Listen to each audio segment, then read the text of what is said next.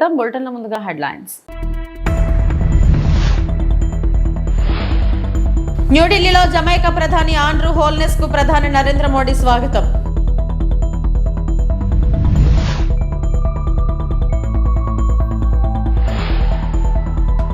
అరసవల్లి సూర్యనారాయణ స్వామి వారి మూల విరాట్ను తాకిన సూర్యకిరణాలు.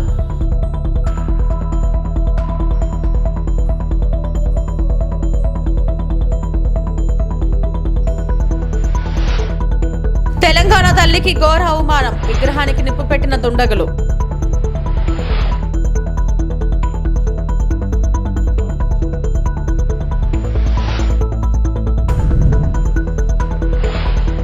మంగళవారం న్యూఢిల్లీలోని హైదరాబాద్ హౌస్ లో జమైకా ప్రధాని ఆండ్రూ హోల్నెస్ కు ప్రధాని నరేంద్ర మోడీ స్వాగతం పలికారు. సెప్టెంబర్ 30 నుండి అక్టోబర్ 3 వరకు భారతదేశంలో అధికారిక పర్యటనలో ఉన్న హోల్నెస్ ఆ దేశానికి తన మొదటి పర్యటనను సూచిస్తున్నారని విదేశాంగ మంత్రిత్వ శాఖ ఒక ప్రకటనలో తెలిపింది.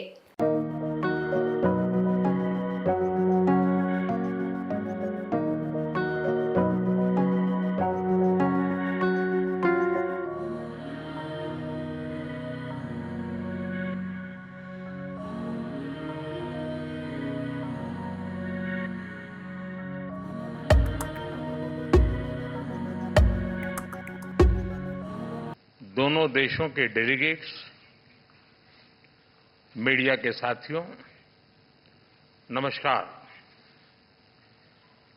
प्रधानमंत्री होलनेस और उनके डेलीगेशन का भारत में स्वागत करते हुए मुझे बहुत खुशी हो रही है. आज पहली बार जमैका के प्रधानमंत्री की भारत की द्विपक्षीय यात्रा पर आए हैं. इसलिए हम इस यात्रा को विशेष महत्व देते हैं. प्रधानमंत्री होलनेस लंबे समय से भारत के मित्र रहे हैं. मुझे कई बार उनसे मिलने का अवसर मिला है और हर बार मैंने उनके विचारों में भारत के साथ संबंधों को मजबूत करने की प्रतिबद्धता को महसूस किया है. मुझे विश्वास है कि उनकी यात्रा से हमारे द्विपक्षीय संबंधों के साथ साथ पूरे कैरेबियन क्षेत्र के साथ हमारे एंगेजमेंट को नई ऊर्जा मिलेगी. फ्रेंड्स, भारत और जमैका के संबंध हमारा साझा इतिहास, साझा लोकतांत्रिक मूल्यों और मजबूत पीपल टू पीपल टाइज पर आधारित है. 4 C's हमारे संबंधों को अंकित करते हैं: कल्चर, क्रिकेट, कॉमनवेल्थ और कैरिकॉम. आज की बैठक में हमने सभी क्षेत्रों में अपना सहयोग సుదృఢ करने पर विचार किया. ముఖ్యమంత్రి చంద్రబాబు నాయుడును శ్రీవారి సాలకట్ల బ్రహ్మోత్సవాల్లో పాల్గొనాలని ఎమ్మెల్యే ఆరణి శ్రీనివాసులు ఆహ్వానించారు. అమరావతిలోని సచివాలయంలో సీఎం చంద్రబాబు నాయుడుతో ఎమ్మెల్యే ఆరణి శ్రీనివాసులు సమావేశమయ్యారు. అక్టోబర్ 4 నుంచి ప్రారంభమయ్యే బ్రహ్మోత్సవాల్లో పాల్గొనాలని చంద్రబాబు నాయుడుని ఆయన కోరారు. బ్రహ్మోత్సవాల మొదటి రోజు శ్రీవారికి పట్టు వస్త్రాలు సమర్పించేందుకు వస్తానని చంద్రబాబు నాయుడు ఎమ్మెల్యేకి తెలిపారు. ఈ సమావేశంలో ఆరణి మదన్ పాల్గొన్నారు.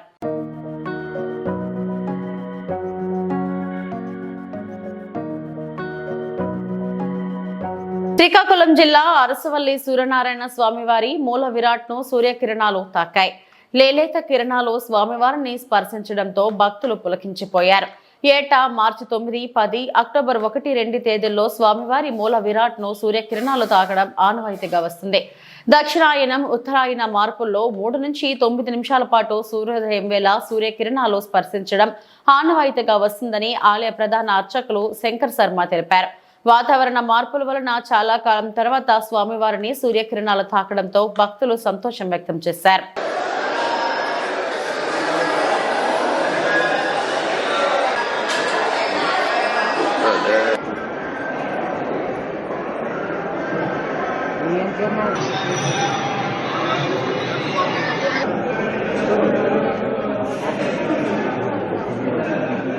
కొత్తూరు సైరుగాంలో పింఛన్ల పంపిణీ చేసిన శ్రీకాకుళం ఎమ్మెల్యే గొండు శంకర్. కూటమి ప్రభుత్వం పేదల ప్రభుత్వం అని అవ్వాతాతలకు 1వ తేదీకి 4000 పింఛన్ అందజేసి వారిలో ఆనందం నింపుతుందని శ్రీకాకుళం ఎమ్మెల్యే గొండు శంకర్ అన్నారు. గార మండలం కొత్తూరు సైరిగంలో ఎమ్మెల్యే శంకర్ పింఛన్లను పంపిణీ చేశారు. ఈ సందర్భంగా ఆయన మాట్లాడుతూ కూటమి ప్రభుత్వం ఇచ్చిన మాటకు కట్టుబడి 1వ తేదీనే పేదలకు పింఛన్లు అందజేస్తున్నట్టు వివరించారు. ఈ ఆసరా లేని వృద్ధులకు నిరాశ్రయులకు పింఛన్ అందజేసి వారిని ఆదుకుంటుందని చెప్పారు. వైసీపీ హయాంలో పింఛన్ ఎప్పుడు అందుతుందో తెలియక దిక్కులు చూసిన పేదలకు కూటమి ప్రభుత్వం ఆర్థిక భరోసా కల్పిస్తుందని అన్నారు. 1వ తేదీ వచ్చిందంటే పేదలలో పండుగ వాతావరణం నెలకొంటుందని వివరించారు. ఆయాలకు కూడా వేసేస్తాం డబ్బులని. సో అందరికీ ఇలా జరుగుతుంది.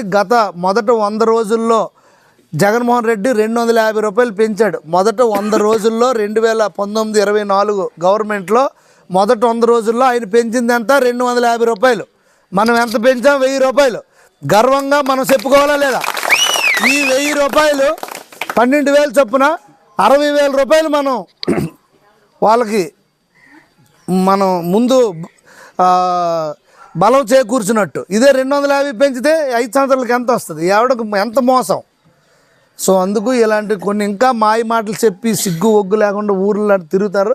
సో మీరు వాళ్ళందరికీ తిప్పికొట్టండి. మీకు ఏదైతే చంద్రబాబు నాయుడు గారు ఎన్డీఏ ప్రభుత్వం మాట ఇచ్చిందో ఆ మాట కట్టుబడి ఉంటాం, ప్రతిదీ చేస్తాం. కాకపోతే పరిస్థితుల దృష్ట్యా స్లోగా అవుతుంది. రైతు భరోసా కూడా జనవరికి పడిపోద్ది.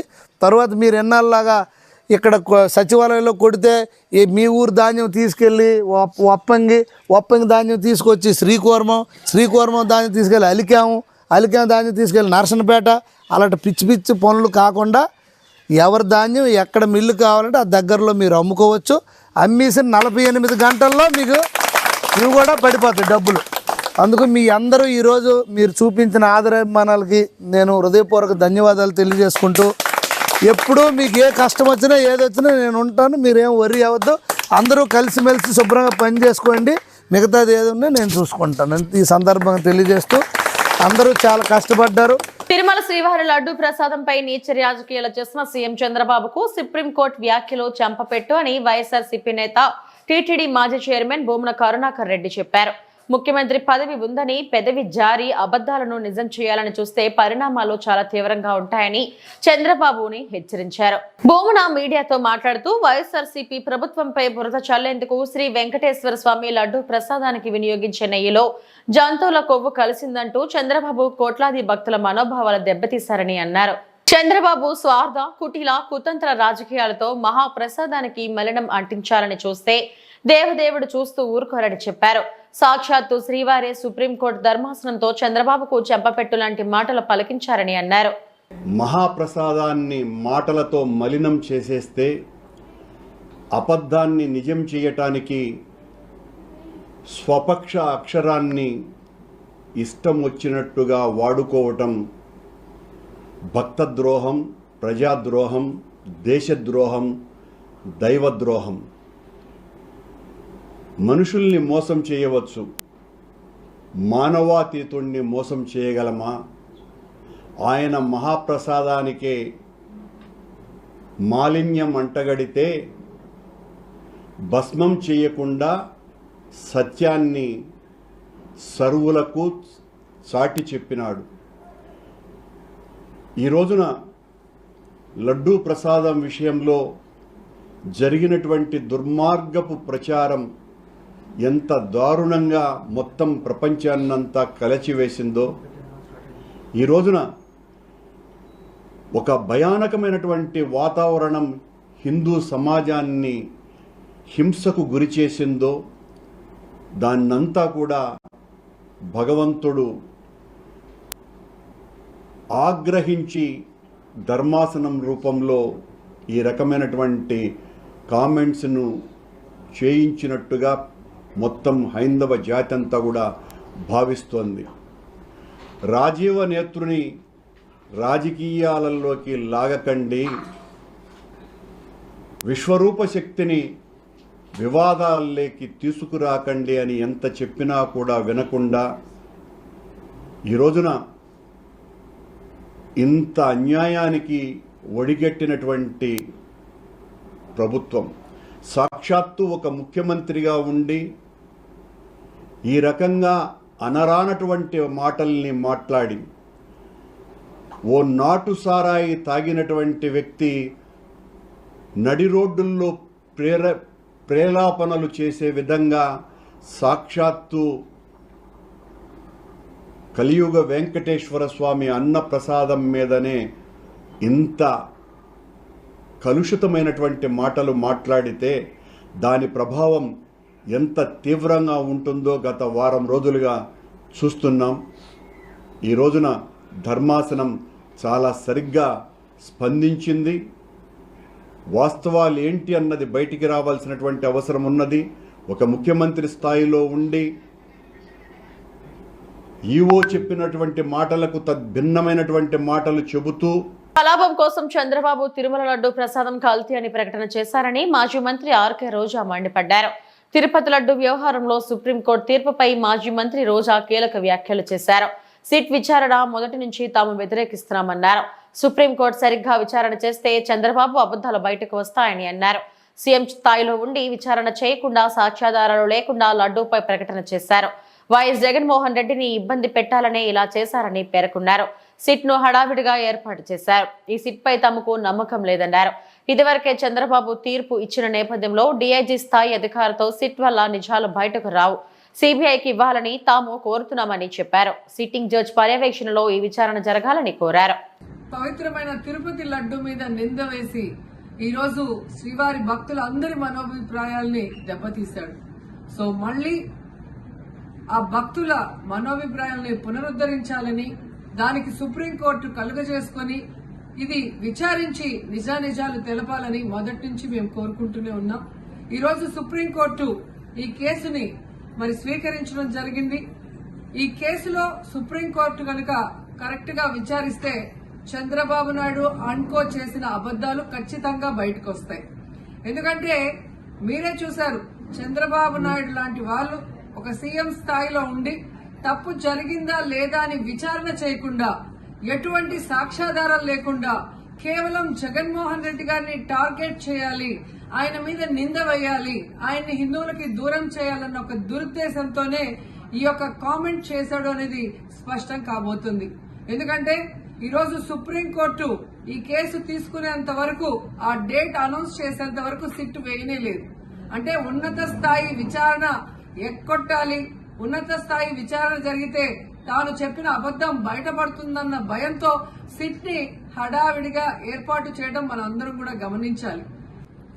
మొదటి నుంచి మాకు సిట్ మీద ఎందుకు నమ్మకం లేదు అంటే, తన పరిధిలో ఉన్న సిట్ ని చంద్రబాబు నాయుడు వేస్తే ఆల్రెడీ తను ఒక జడ్జిమెంట్ ఇచ్చేశాడు కాబట్టి దానికి లోబడే అధికారులు అబద్దాలు మాట్లాడతారు, నిజాలు చెప్పరు. ఎందుకంటే ఈరోజు సిట్ లో వేసిన అధికారి అడిషనల్ డీజీ, ఆయన కన్నా పెద్ద ర్యాంక్ లో ఉన్న టీటీడీ ఈఓ, మరి ఐఏఎస్ ఆఫీసరు మొదట మాట్లాడిన స్టేట్మెంట్ కి చంద్రబాబు నాయుడు గారు అబద్దం చెప్పిన స్టేట్మెంట్ తర్వాత మాట్లాడిన దానికి తేడా చూస్తేనే ఈ సిట్ అనేది సిట్ అండ్ స్టాండ్ కి తప్ప దేనికి పనికిరాదనేది అర్థమైంది. అందుకే మేము మొదటి నుంచి అడిగాము, సుప్రీంకోర్టులో విచారణ జరగాలి, సిబిఐకి డైరెక్షన్ ఇచ్చి విచారిస్తే ఖచ్చితంగా మత కల్లోలాలు సృష్టించాలనుకున్న చంద్రబాబు నాయుడు అన్కో అందరికీ కూడా బుద్ధి చెప్పే అవకాశం దొరుకుతుందని. సో ఈరోజు విచారణ స్టార్ట్ అయింది. దీన్ని సిబిఐకి అప్పచెప్పి సిట్టింగ్ జడ్జి పర్యవేక్షణలో మరి విచారణ జరిగితే ఖచ్చితంగా హిందువుల మనోభిప్రాయాల్ని గౌరవించిన వాళ్ళం అవుతాం, పునరుద్ధరించిన వాళ్ళం అవుతాం. లేకపోతే చంద్రబాబు నాయుడు వేసిన ఈ నింద పవిత్రమైన లడ్డూని తినాలా వద్దా, దీంట్లో కలిసిందా లేదా అన్న అనుమానంతోనే భక్తులందరూ కూడా ఈరోజు లడ్డూ తినకుండా వెళ్లిపోతుంటే ఒక తిరుపతి అమ్మాయిగా చాలా బాధేస్తుంది. ఈ రోజే అలగర్ కోయిల్ మదురై దగ్గర మరి దక్షిణ తిరుమల చాలా పవిత్రమైన టెంపుల్, ఇక్కడ భగవంతుడిని కోరుకున్నాను, ఖచ్చితంగా సుప్రీంకోర్టు ఇన్వాల్వ్ అయి ఈ కేసుని విచారించాలి. తప్పు చేసిన వాళ్ళని, అలాగే అంటే తప్పుడు స్టేట్మెంట్ ఇచ్చిన వాళ్ళందరూ ఎంత పెద్ద పొజిషన్ లో ఉన్నా కూడా వాళ్ళని శిక్షించాలి అని భగవంతుడిని కోరుకున్నాను, సుప్రీంకోర్టుని కోరుకుంటున్నాను. తెలంగాణ తల్లికి ఘోర అవమానం. విగ్రహానికి నింపు పెట్టిన దుండగులు. సిద్దపేట అక్కన్నపేట మండలం చౌటపల్లి గ్రామంలో గుర్తు తెలియని దుండగులు తెలంగాణ తల్లి విగ్రహానికి నింపు పెట్టారు. ఈ ఘటనపై అఖిలపక్ష నాయకులు తీవ్రంగా స్పందించి నిందితులను కఠినంగా శిక్షించాలని డిమాండ్ చేశారు.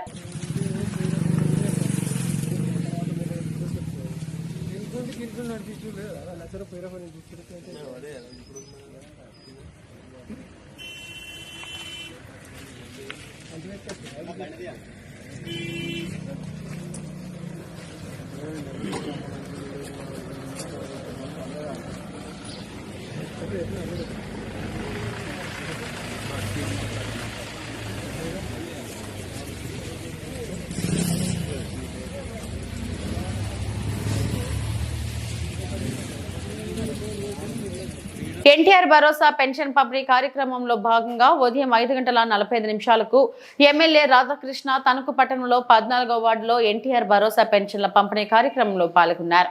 ఈ సందర్భంగా ఆయన మాట్లాడుతూ మాటకు కట్టుబడి పెంచిన పెన్షన్లను అందజేస్తున్న ఘనత చంద్రబాబుదే అని చెప్పుకొచ్చారు.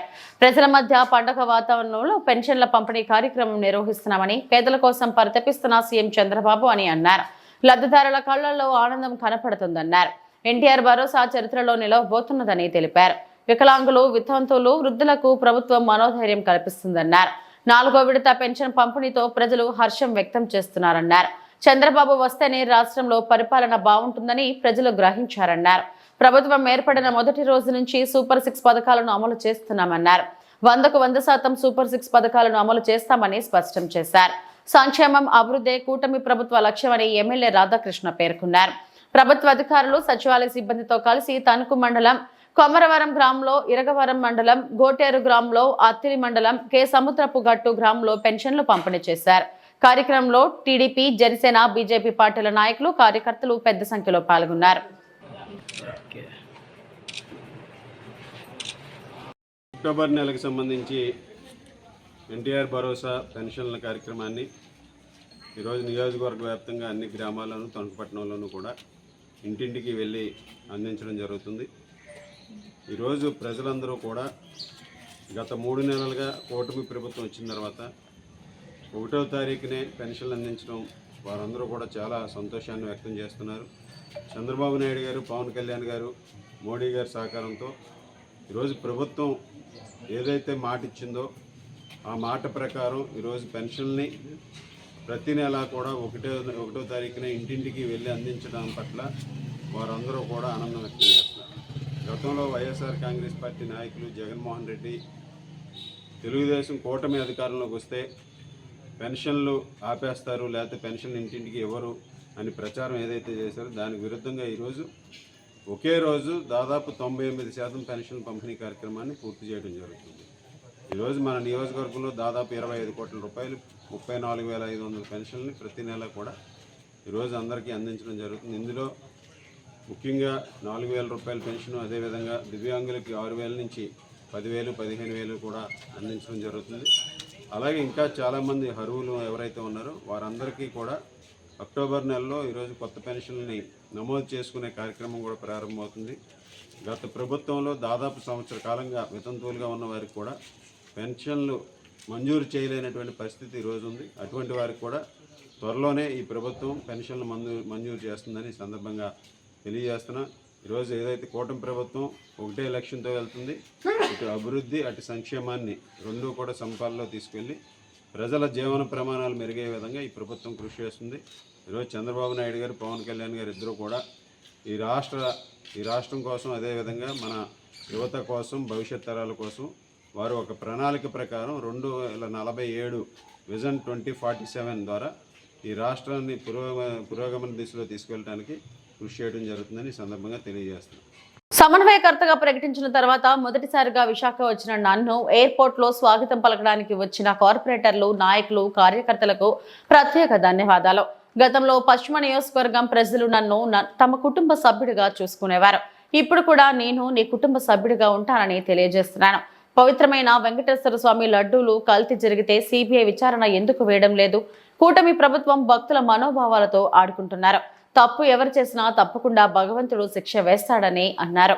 కుటుంబ సభ్యుడు వస్తున్నాడు అన్న దాని మీద వీళ్ళందరూ కలిసి వచ్చినందుకు ప్రత్యేకంగా వారికి ధన్యవాదానికి వెళ్ళిన ప్రజలు ఏ రకంగా బాధపడుతున్నారు, ఏ రకంగా నిలదీస్తున్నారు అన్న విషయం అందరికీ తెలుసు. మోరోవర్ ఈ మధ్య అతి పవిత్రమైనటువంటి వెంకటేశ్వర స్వామి. ఒక్కటైతే నేను చెప్పగలను, ఇది అతి పవిత్రమైనటువంటిది. ప్రపంచంలోనే అనేక మంది భక్తులు ఉన్నటువంటి దేవాలయం వెంకటేశ్వర స్వామి దేవాలయం. అలాంటి వెంకటేశ్వర స్వామి దేవాలయంలో అపవిత్రత అని ఒక ముఖ్యమంత్రి స్థాయిలో మాట్లాడడం చాలా బాధాకరమైనటువంటి విషయం.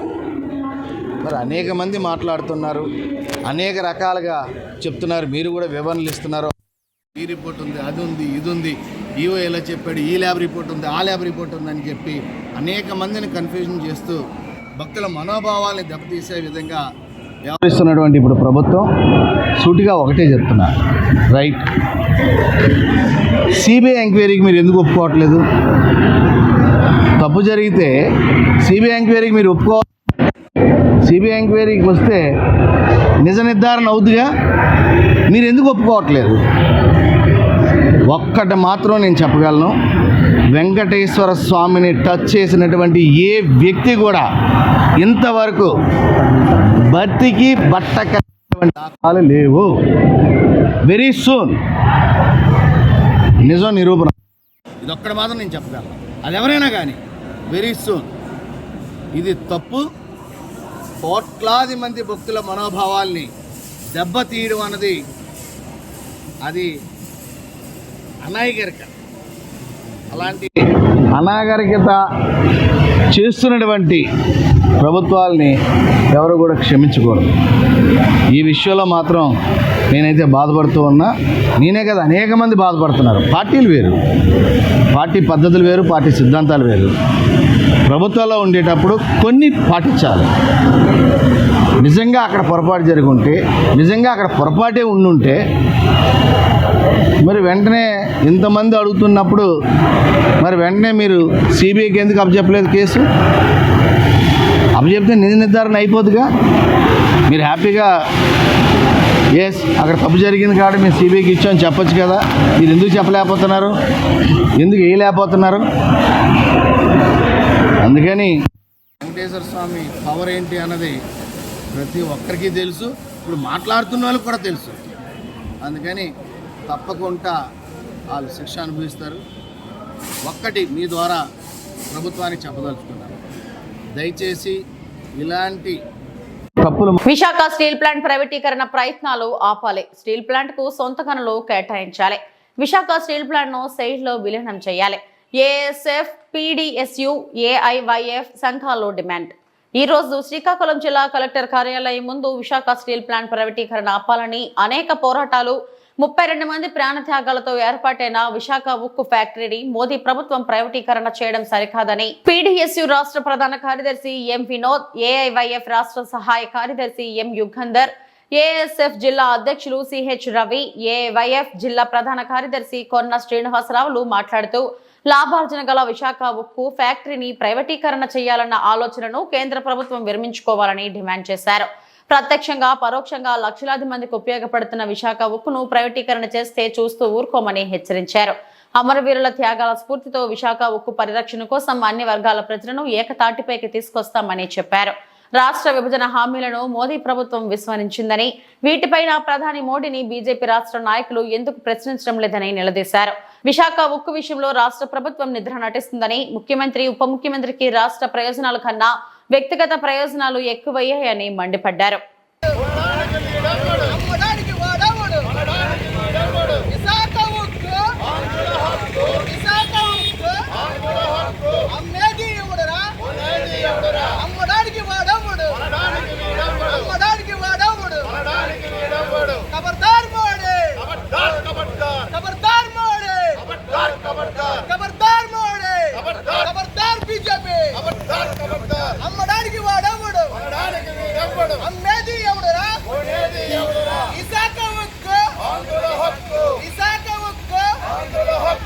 పశ్చిమ గోదావరి జిల్లా నర్సాపురం మండలం సీతారాంపురం టోల్ ప్లాజా వద్ద నిన్న రాత్రి దాడి దోపిడీకి పాల్పడిన 7గురిని అరెస్టు చేసి వారి నుంచి 1.70 లక్షలు నగదు, 2 బైకులు, 10 విదేశీ కరెన్సీ నోట్లను స్వాధీనం చేసుకున్నట్టు నర్సాపురం డీఎస్పీ మురళీకృష్ణ చెప్పారు.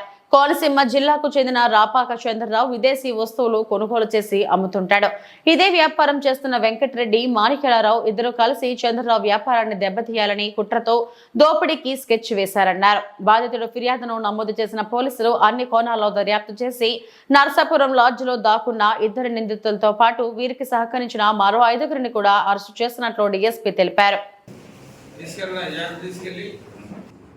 వచ్చిన తర్వాత ఈ యొక్క గల్ఫ్ నుంచి వచ్చే వాళ్ళ దగ్గర నుంచి సామాన్లు, సరుకులు, సెంటు బాటిల్స్, కళ్ళదోళ్ళు, ఇంకా వస్తువులన్నీ కూడా తక్కువగా కొనుక్కొని బయటకు అమ్ముకుని సొమ్ము చేసుకుంటాడు. అలాగే వాళ్ళ దగ్గర ఏమైనా కరెన్సీ ఉంటే కూడా కరెన్సీ లీగల్గా ఉన్నటువంటి వాళ్ళకి తీసుకెళ్ళి అమ్ముతాడు.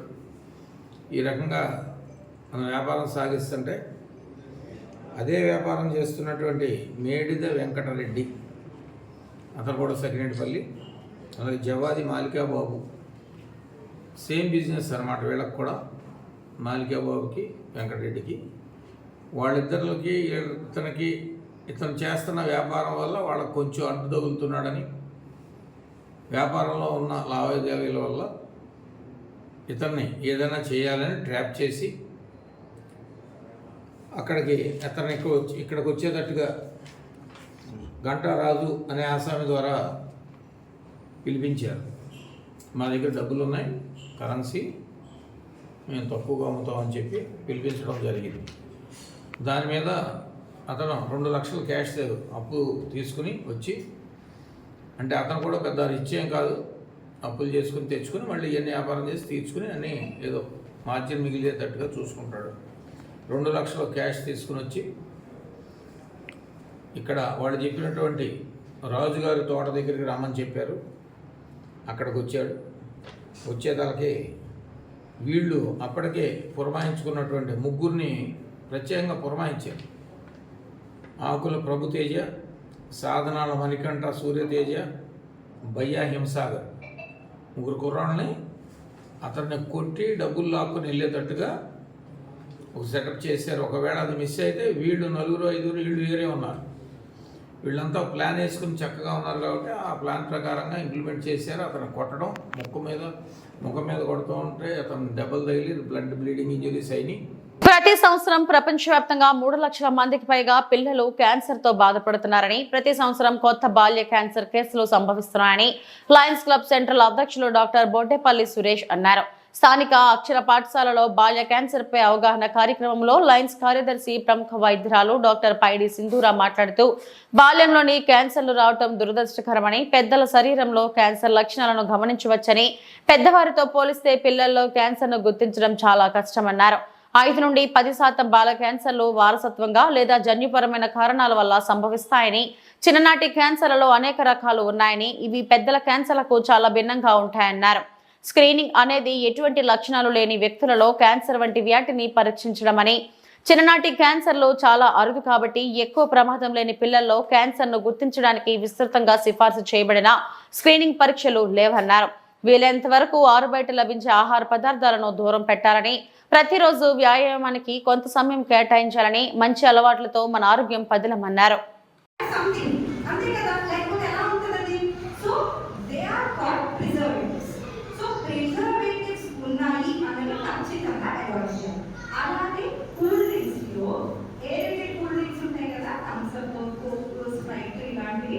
ఇందులో హై షుగర్స్ తో చేస్తారన్నమాట. అండ్ గ్యాస్ ని పెట్టి హై షుగర్స్ తో స్టోర్ చేస్తారు. సో అవి కూడా మర్చిపోతాం. ఓకే, సో అండ్ దాంతో పాటు అబ్బాయిలు ముఖ్యంగా స్మోక్, పైన ఇలాంటి వాటి జోలికి వెళ్ళిపోతారు. ఇప్పుడు ఇండివిజువల్ గా చిన్న చిన్న క్యాన్సర్స్ చెప్తూ ఏదైనా అవాయిడ్ చేయాలో చెప్తాను. Okay, first of all swelling, వాపుల్లా కానీ, కుప్పుల్లా కానీ, కాయల్లా కానీ బాడీలో ఏ చోట ఉన్నా. And first important thing, cancer is not a childhood disease most of the times. అందుకు పిల్లలు ఎవరు భయపడక్కర్లేదు. క్యాన్సర్ అన్నది పెద్దవాళ్ళలో వచ్చే డిసీజే. 90% అంటే 100లో 1 మాత్రమే చిన్నపిల్లల్లో వచ్చే అవకాశాలు ఉంటాయి. జెనెటిక్ గా వంశపారంపరంగా వస్తాయి. ఇవి ఇప్పటి వరకు నా బులెటిన్ అప్డేట్స్. నమస్తే.